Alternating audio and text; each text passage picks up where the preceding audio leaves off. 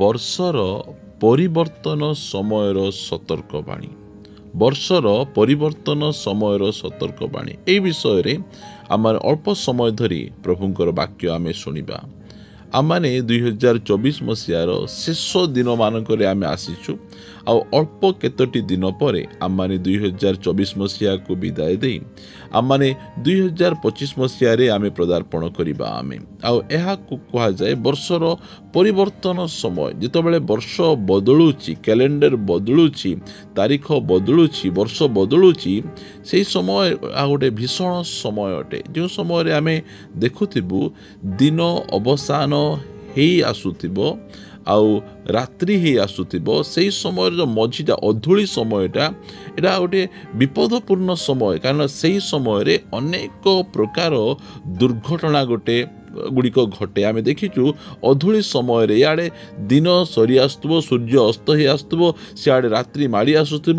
ଏଇଟା ଗୋଟିଏ ବିପଦପୂର୍ଣ୍ଣ ସମୟ। ଏହି ସମୟରେ ଅନେକ ପ୍ରକାର ଆକ୍ସିଡେଣ୍ଟ ଗୁଡ଼ିକ ହେବାର ମଧ୍ୟ ଆମେ ଦେଖିପାରୁଅଛୁ। ସେଥିପାଇଁ ଏ ଯେଉଁ ବର୍ଷର ପରିବର୍ତ୍ତନ ସମୟରେ ଆମେ ଏହି ସତର୍କ ବାଣୀଟା ଆମେ ଜାଣିବାର ଆବଶ୍ୟକ ରହିଛି, ଯାହାଦ୍ୱାରା କି ଆମର ମଙ୍ଗଳ ହୋଇପାରିବ। ଗୋଟେ ପଦ ପଢ଼ିବା ଆମେ 2 ସାମୁଏଲ 11 ଅଧ୍ୟାୟ 1 ପଦରୁ।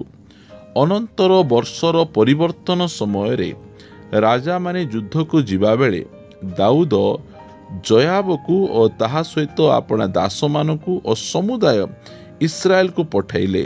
ତହିଁରେ ସେମାନେ ଅମନ ସନ୍ତାନମାନଙ୍କୁ ସଂହାର କରି ରଦ୍ଦା ନଗର ଅବରୋଧ କଲେ। ମାତ୍ର ଦାଉଦ ଜେରୁସାଲେମରେ ରହିଲେ। ଏଠି ଲେଖାଯାଉଛି ଯେ ସମସ୍ତେ ଯୁଦ୍ଧକୁ ଗଲେ, ସମସ୍ତେ ଶତ୍ରୁ ସହିତ ଲଢ଼ି ଦେଶ ଅଧିକାର କରିବେ।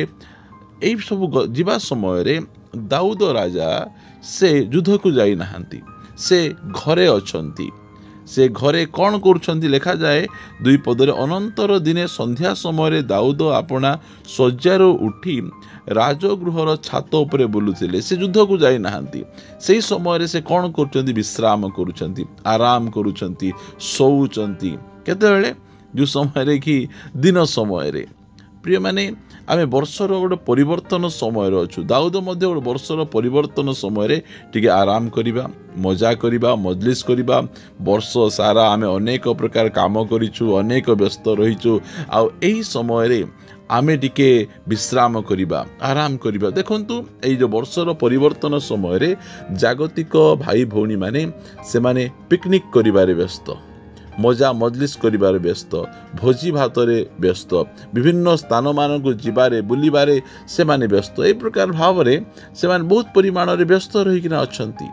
ଆଉ ଯଦି ଆମେ ପ୍ରଭୁଙ୍କର ଲୋକ ଏହି ବର୍ଷର ପରିବର୍ତ୍ତନ ସମୟରେ ଆମେ ପିକନିକ୍କୁ ଯିବା, ସହଭାଗିତାକୁ ଯିବା ନାହିଁ, ଆମେ ବୁଲିବାକୁ ଯିବା, ସଭା ସମିତି ଗୁଡ଼ିକକୁ ଯିବା ନାହିଁ। ଆଜି ଅନେକ ଜଣ ଅଛନ୍ତି, ସେମାନେ ବିଭିନ୍ନ କାମରେ ଏତେ ବ୍ୟସ୍ତ ରହିଯାଇ ସେମାନେ ସହଭାଗିତାକୁ ଯାଆନ୍ତି ନାହିଁ। ପ୍ରାର୍ଥନା ବାଟ ସେମାନଙ୍କର ନାହିଁ। ସେମାନେ ମଜା ମଜଲିସ୍, ଆନନ୍ଦ ଉଲ୍ଲାସ, ଭୋଜି ଭାତ, ପିକନିକ୍, ନାଚ ଗୀତ, ଏହି ସମୟରେ ସେମାନେ ସମୟ ବିତାଉଛନ୍ତି। ସେଥିପାଇଁ ବର୍ଷର ପରିବର୍ତ୍ତନ ସମୟରେ ଆପଣ ସହଭାଗିତାକୁ ମିସ୍ କରିବେ ନାହିଁ। କହିବେ, ଓ ବର୍ଷ ସାରା ପ୍ରାର୍ଥନା ଯାଇଛି, ବର୍ଷ ସାରା ମୁଁ ଚର୍ଚ୍ଚ କରିଛି, ଆଉ ଏହି ସମୟରେ ମୁଁ ମୋର ମାଆଙ୍କ ଘରକୁ ଯାଇଛି, ଏହି ସମୟରେ ମୁଁ ମୋର ଗାଁକୁ ଯାଇଛି, ଏହି ସମୟରେ ଆମେ ଟିକେ ରନ୍ଧାବଢ଼ା କରିବା, ଆମେ ମିଶିଲୁ, ଆମେ ଆମ ପରିବାର ସହିତ ଆମେ ଏକାଠି ହେଲୁ, ଆମମାନେ ଏବେ ଆଉ ପ୍ରାର୍ଥନା ନାହିଁ, ଏବେ ଟିକେ ଆମେ ରନ୍ଧାବଢ଼ା କରି ଖାଇ ନାଚ ଗୀତ କରି ଆରାମସେ ଆମେ ରହିବା। ଏହି ଭୁଲ କରନ୍ତୁ ନାହିଁ। ଦାଉଦ ସେ ଭୁଲ କଲେ। ଦାଉଦଙ୍କ ଚରିତ୍ରରେ ଏଇଟା ସବୁଠୁ ଗୋଟେ ବଡ଼ ଦାଗ, ଯେଉଁ ଦାଗ କି କେବେ ମଧ୍ୟ ତାଙ୍କର ଜୀବନରୁ ଗଲା ନାହିଁ। ଦାଉଦଙ୍କ ଚରିତ୍ରରେ ଅନ୍ୟ କୌଣସି ଆପଣ ଦାଗ ଦେଖିପାରିବେ ନାହିଁ। କୌଣସି ଯୁଦ୍ଧ ସେ ହାରି ନାହାନ୍ତି, ପ୍ରତ୍ୟେକ ଯୁଦ୍ଧରେ ଜୟଲାଭ କରିଛନ୍ତି। ମାତ୍ର ଏହି ସ୍ଥାନରେ ସେ ଯୁଦ୍ଧକୁ ଗଲେ ନାହିଁ। ଯୁଦ୍ଧକୁ ମାନେ କ'ଣ? ସହଭାଗିତାକୁ ଯିବା, ଚର୍ଚ୍ଚକୁ ଯିବା, ମିଟିଂକୁ ଯିବା। ସେହି ସ୍ଥାନରେ ନ ଯାଇ ସେ ଘରେ ଆରାମ କରୁଛନ୍ତି। ଅନେକ ଜଣ ଅଛନ୍ତି, ଗିର୍ଜାରେ ଗୀତ ଚାଲିଥିବ, ପ୍ରାର୍ଥନା ଚାଲିଥିବ, ୱର୍ସିପ୍ ଚାଲିଥିବ, ମାତ୍ର ସେମାନେ ଘରେ ଟିଭିରେ ବ୍ୟସ୍ତ ଥିବେ, ମୋବାଇଲରେ ବ୍ୟସ୍ତ ଥିବେ, ସେମାନେ ଶୋଇବାରେ ବ୍ୟସ୍ତ ଥିବେ, ପିଠାପଣାରେ ବ୍ୟସ୍ତ ଥିବେ, ବିଭିନ୍ନ ପ୍ରକାର ଭାବରେ ବ୍ୟସ୍ତ। ଅନେକ ଲୋକ ଅଛନ୍ତି ଯେ ସେମାନେ ବଜାରକୁ ଯାଇ ନୂଆ ପୋଷାକ କିଣିବେ, ଏଥିପାଇଁ ସେମାନେ ଗିର୍ଜା ଆସନ୍ତି ନାହିଁ, ଚର୍ଚ୍ଚ ଆସନ୍ତି ନାହିଁ, ସହଭାଗିତା ଆସନ୍ତି ନାହିଁ। ସେମାନେ କେତେ ଦୁଃଖ ଲାଗେ। ଅନ୍ୟ ଆଡ଼େ ଅନେକ ଭାଇ ଭଉଣୀମାନେ ଅଛନ୍ତି ଯେ ଆମେ ନୂଆ ବର୍ଷକୁ ଆମେ କେମିତି ପଦାର୍ପଣ କରିବା, ନୂଆ ବର୍ଷ ସମୟରେ ଆମେ ଟିକେ ଫାଷ୍ଟିଂ କରିବା, ଫିଷ୍ଟିଂ ନାହିଁ। ଫିଷ୍ଟିଂ ତ ଆମେ ବର୍ଷ ସାରା କରିଛୁ। ଫାଷ୍ଟିଂ କରିବେ, କିଏ 3 ଦିନ କିଏ 4 ଦିନ ଫାଷ୍ଟିଂ କରି ସେମାନେ ନୂଆ ବର୍ଷକୁ ଯିବେ। କାହିଁକି? ପ୍ରଭୁ ଅନୁଗ୍ରହ କରି ଆମକୁ ଏହି ବର୍ଷ ସାରା ଯତ୍ନ ନେଇଛନ୍ତି, ଏ ବର୍ଷ ସାରା ପ୍ରତିପାଳନ କରିଛନ୍ତି, ଆପଦ ବିପଦ ଅମଙ୍ଗଳ ଦୁର୍ଘଟଣା ରକ୍ଷା କରିଛନ୍ତି। ଅନେକ ଜଣ ସେମାନେ 2024 ମସିହାରେ ମୃତ୍ୟୁବରଣ କଲେ। ପରମେଶ୍ୱର ଆମକୁ ଜୀବିତମାନଙ୍କୁ ମଧ୍ୟ ରଖିଛନ୍ତି, ଉତ୍ତମ ସ୍ୱାସ୍ଥ୍ୟ ଦେଇଛନ୍ତି। ଏଥିପାଇଁ ଏହି ଖୁସିରେ, ଏହି ଆନନ୍ଦରେ, ଧନ୍ୟବାଦର ସହିତ, ଉପବାସର ସହିତ, ଆରାଧନା ସହିତ ସେମାନେ ନୂଆ ବର୍ଷକୁ ଯିବେ। ଆଉ ଗୋଟେ ସାଇଡ୍ ଆମେ ଦେଖିବେ, ସେମାନେ ଜଗତର ଲୋକ ପରି ନାଚ ଗୀତ ମଜା ମଜଲିସ୍ ଏନ୍ଜୟ କରି ଡ୍ୟାନ୍ସ କରି ଏହି ପ୍ରକାର ଭାବରେ ସେହି ସମାନ ଦାଉଦ କରୁଛନ୍ତି। ଦାଉଦ ପରମେଶ୍ୱରଙ୍କର ମନର ମତ ଜଣେ ବ୍ୟକ୍ତି। ଆଉ ସେ ଯୁଦ୍ଧକୁ ନ ଯାଇ, ଯୁଦ୍ଧକୁ ତ ଗଲେ ନାହିଁ ଘରେ ରହିଥାନ୍ତେ, ଅନ୍ୟ କ'ଣ କରିଥାନ୍ତେ, ମାତ୍ର ସେ ଶୋଇପଡ଼ିଛନ୍ତି। ତାଙ୍କର ସଙ୍ଗୀ ଲୋକମାନେ ଜୀବନକୁ ହାତରେ ଧରି ଶତ୍ରୁମାନଙ୍କ ସହିତ ଯୁଦ୍ଧ କରିବା ସମୟରେ ଜଣେ ରାଜା ଘରେ ଶୋଇପଡ଼ିଛନ୍ତି। କେତେ ଦୁଃଖର ବିଷୟ ପ୍ରିୟମାନେ। ଶୋଇପଡ଼ିଛନ୍ତି, ଶୋଇଲା ପରେ ସେ ଉଠୁଛନ୍ତି, ଉଠି ଛାତ ଉପରେ ସେ ବୁଲୁଛନ୍ତି। ବୁଲୁ କ'ଣ ହେଲା ଦେଖୁଛୁ ଆମେ। ପୁଣି ସେ ଛାତ ଉପରୁ ଏକ ସ୍ତ୍ରୀକୁ ସ୍ନାନ କରୁଥିବା ଦେଖିଲେ। ସେହି ସ୍ତ୍ରୀ ଦେଖିବାକୁ ଅତି ସୁନ୍ଦରୀ ଥିଲା। ହଁ, ତୁମେ ଛାତ ଉପରେ ବୁଲୁଛ, ତୁମେ କୌଣସି ଗୋଟେ ସ୍ତ୍ରୀକୁ ତୁମେ ଦେଖିଦେଲ, ସେ ଗାଧଉଛନ୍ତି, ହେଲେ ତୁମେ ତାଙ୍କୁ ଦେଖୁ ଏକା ଥିବ କି? ଦେଖିଲା ପରେ ଆଖି ବୁଲେଇବାଟା ଜଣା ନାହିଁ କି? ଆଖି ବୁଲେଇବାକୁ ପଡ଼ିବ ପ୍ରିୟମାନେ। ଆମେ ଦେଖୁ ବିଭିନ୍ନ ବିଷୟ ଗୁଡ଼ିକ ଆମେ ଦେଖି ପକାଉ, ମାତ୍ର ଆମକୁ ସେଠି ଆଖି ଲଗେଇ ରଖିବାର ନାହିଁ। ଆମକୁ ଆଖି ସାଙ୍ଗେ ସାଇଡ୍ କରିବାର ଅଛି, ତାହେଲେ ଆମର ମଙ୍ଗଳ ହେବ। ବର୍ଷର ପରିବର୍ତ୍ତନ ସମୟରେ ଦାଉଦ ରାଜା ଯୁଦ୍ଧକୁ ଯାଇନାହାନ୍ତି। 1ରେ, 2ରେ ସେ ଶୋଇପଡ଼ିଛନ୍ତି, 3ରେ ଗୋଟିଏ ସ୍ତ୍ରୀ ଗାଧେଇବାଟା ସେ ଦେଖୁଛନ୍ତି।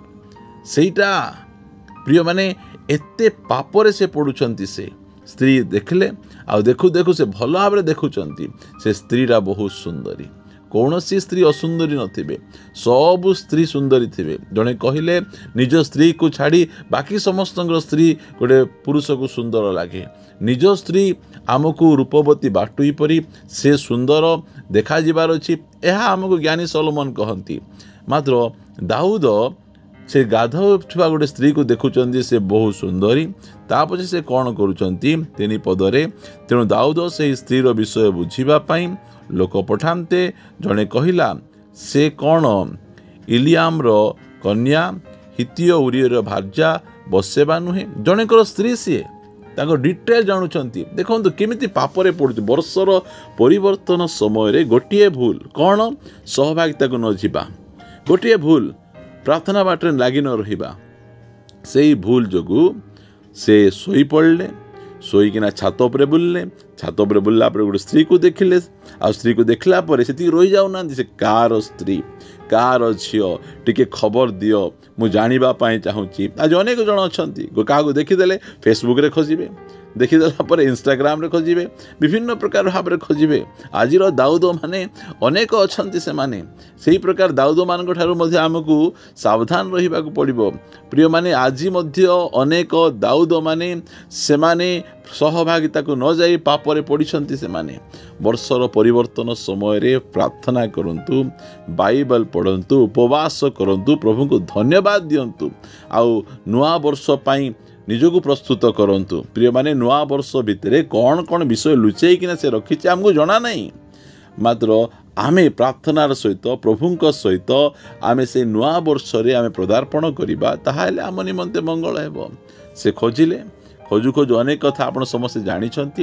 ସେ ସ୍ତ୍ରୀକୁ ଡକେଇଲେ, ତାଙ୍କ ସହିତ ସହବାସ କଲେ, ସେ ଗର୍ଭବତୀ ହେଲା, ତାଙ୍କ ସ୍ୱାମୀଙ୍କୁ ମଧ୍ୟ ସେ ହତ୍ୟା କରାଇଲେ।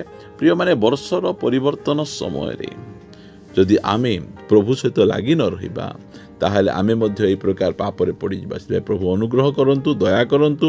ଆମମାନେ ପିକନିକ୍, ମଜା ମଜଲିସ୍, ନାଚ ଗୀତ, ଏହିସବୁ ଫିଷ୍ଟିଂ, ଏସବୁରେ ବ୍ୟସ୍ତ ନ ରହି ପ୍ରଭୁଙ୍କ ସହିତ ଆପଣ ଲାଗି ରୁହନ୍ତୁ। ଖାଉଛନ୍ତି, ପ୍ରଭୁ ଆମକୁ ଖାଇବା ପାଇଁ ଦେଉଛନ୍ତି, ଆମମାନଙ୍କୁ ସବୁ ବିଷୟ ସେ ଦେଉଛନ୍ତି। ପ୍ରଭୁଙ୍କୁ ଆମେ ଧନ୍ୟବାଦ ଦେବା। ଆସନ୍ତୁ ପ୍ରାର୍ଥନା କରିବା। ପବିତ୍ର ପିତା, ଆମେ ତୁମକୁ ଧନ୍ୟବାଦ ଦେଉଛୁ। ତୁମେ ଅନୁଗ୍ରହ କରି ତୁମେ ଆମମାନଙ୍କୁ ପ୍ରଭୁ ଏହି 2024 ମସିହାର ଶେଷ ଦିନମାନଙ୍କରେ ଆଣିଛ, ଆଉ ଅଳ୍ପ ଦିନ ପରେ ଆମେ 2025 ମସିହାରେ ପଦାର୍ପଣ କରିବୁ। ରାଜା ଦାଉଦ ଯେଉଁ ପ୍ରକାର ଭୁଲ କଲେ, ଆମେ ସେ ପ୍ରକାର ଭୁଲ ନ କରୁ ପ୍ରଭୁ। ଦୟାକରି ତୁମେ ଆମମାନଙ୍କୁ ସାହାଯ୍ୟ କର। ଆମମାନେ ନିଜର ଶରୀରର ସୁଖ ଅଭିଳାଷରେ ଆମମାନଙ୍କ ସମୟ ଗୁଡ଼ିକ ନ ବିତାଇ ଆମମାନେ ଆତ୍ମାଙ୍କର ସୁଖରେ ଆମେ ସମୟ ବିତାଇବୁ ସାହାଯ୍ୟ କର ପ୍ରଭୁ।